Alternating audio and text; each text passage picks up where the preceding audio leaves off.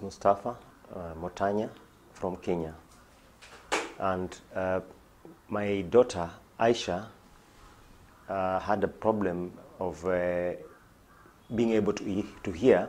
We realized this because she was living with the mother was taking care of her as a housewife, and she discovered this after the age of 2 years, because she's born March 2008. This was discovered in 2010, around April.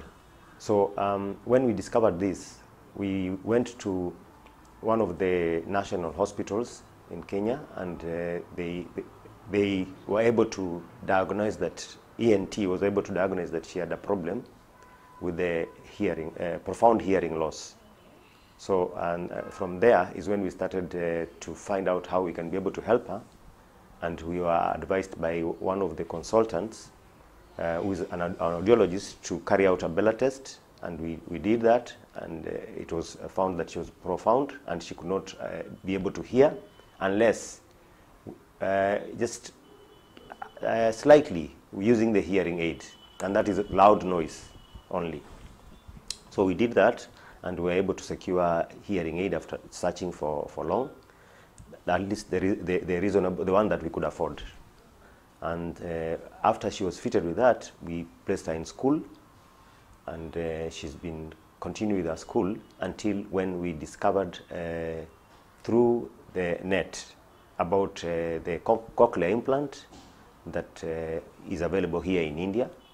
If on looking through the net, we found that India was the better option, and the hospital that we got that was able to do this better was through Indicare.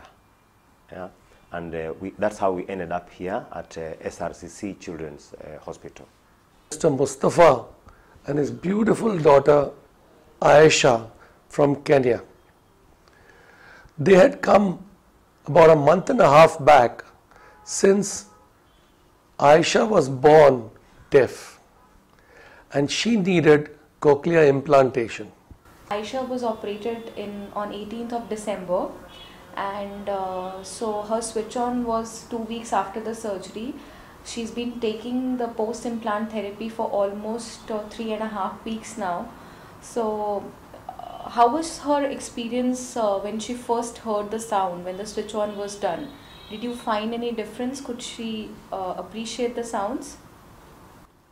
Yes, she was. Her first response was that she was able to hear people, even hooting of vehicles from far, and I think it was rather.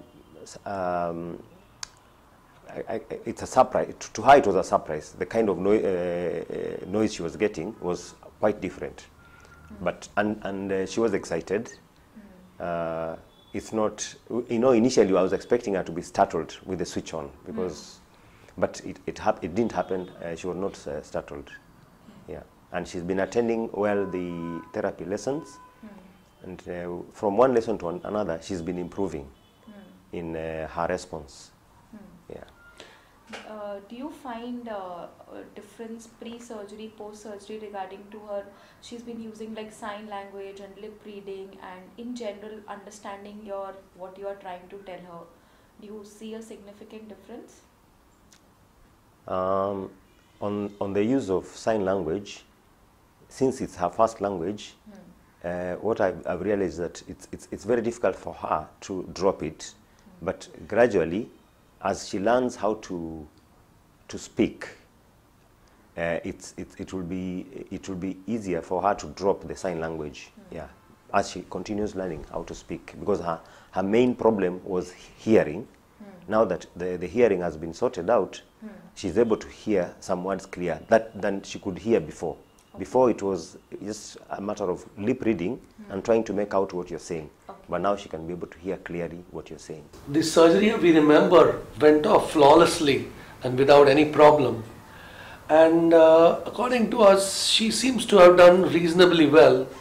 Even the people who are doing the mapping as well as all the therapy claim that she is well ahead of her parameters for the first 1 month after her surgery, because it's been only 1 month that she's been taking therapy, and I am glad that your expectations of the implant are very realistic, because as you rightly say, though she's been using a hearing aid ever since the age of 2, she has been using sign language, and it's not going to be like this that the sign language is going to go.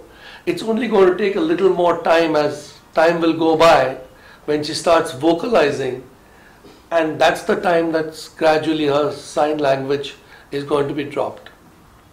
So as we could hear that his expectations are very realistic, and we have already explained him and he has taken this very well, that actually it's the post-implant therapy which plays a significant role, and it is the father, mother, siblings and teachers who are the first line of contact with the child.